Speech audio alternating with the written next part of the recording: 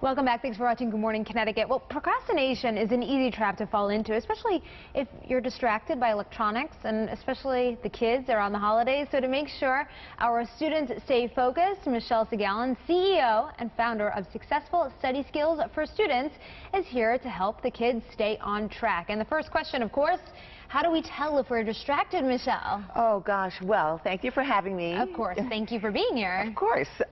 So how can you tell if you're distracted if you can't get the job done? That's the obvious thing. If it's taking you 5 times longer than it normally would. So the first thing you want to do is try to eliminate all of your distractions. Did you know that even a distraction of 2 or 3 seconds, that means looking at a text, can cause you to make errors 2 to 3 times more than you normally would? So the number one key is eliminate all distractions so you can really focus and get the job done. All right, and then what's the next thing that you need to ask yourself then? Well, the next thing is, are you stressed? Do you have a lot of work? Do you have tests? Do you have papers due? Do you have a project that needs to be completed? So if you're stressed sometimes, like even in our adult life, we just don't want to get going. So the way to overcome that is to make a to-do list and start checking things off. To-do lists are great. Anything else that people can do? The other thing is to make a self-assessment. Do you know how to study? Do you know how to prepare for this test? Do you know how to develop an outline for your paper?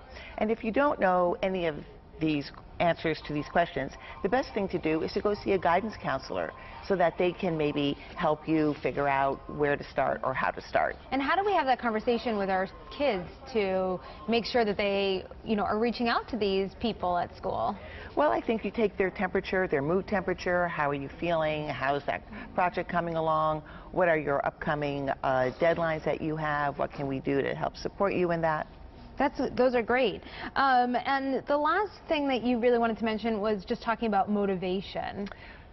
How do we keep our students engaged, especially over the holidays when there's so many distractions going on? Exactly. Well, motivation is a big subject, as you know. So what we really want to do is check our attitude. If we're not even interested in a topic, it's very hard for us to get going. If we don't, for Thanksgiving, for example, if we don't like peeling potatoes, we maybe keep it for the last. Yes, or you give it to the husband, like me. Exactly. Well, unfortunately for students, you can't outsource your work. Yes. So you really have to, like the Nike motto, just do it. Just get started and do it. And once you get going and you get into that zone, it's easier to complete, even if you're not really excited to do it. And I'm sure that you'd be happy to help, too, any students that need help? Yes, thank you.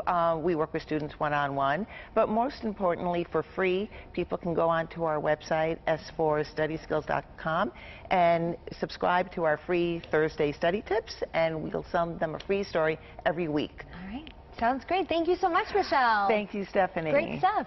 And for more information about Michelle, just head to our website, wtnh.com, and she'll have all the details, we'll have all the details about those sessions if you're interested.